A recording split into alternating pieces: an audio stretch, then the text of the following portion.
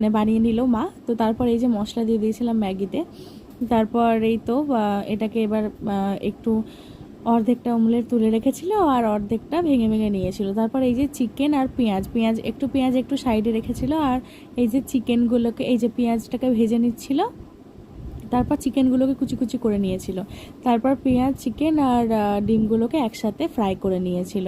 তারপর ডিম আর চিকেন পেঁয়াজটাকে ফ্রাই করে নেওয়ার পর, খুবই সিম্পল একটা রেসিপি। তারপরে এই নুডলসটাকে একদম ভালো করে কড়াইয়ের মধ্যে দিয়ে দিলে, এবার কড়াইয়ের মধ্যে দিয়ে ভালো করে একটু নাড়াচাড়া করে নেবে, কারণ আমার একটু স্পাইসি খেতে ইচ্ছা করছিলো সেদিনকে। তো তারপর এই যে একটু টমেটো কেচাপ দিয়ে দিল, সস একটু, তো সসটা দিয়ে একটু নেড়ে চেড়ে নিল ভালো করে। তারপর এই যে যখন ধোঁয়া উঠছিল, তো তারপর এই যে রেডি হয়ে গেছে, এই যে প্লেটে মা সার্ভ করে দিয়েছিল। তো আজকের ডিনারটা আমার এটা দিয়েই সারলাম। তো হেভি টেস্টি হয়েছিল। তোমরা কিন্তু অবশ্যই এই সিম্পল রেসিপিটা বানিয়ে খেও কিন্তু। বন্ধুরা।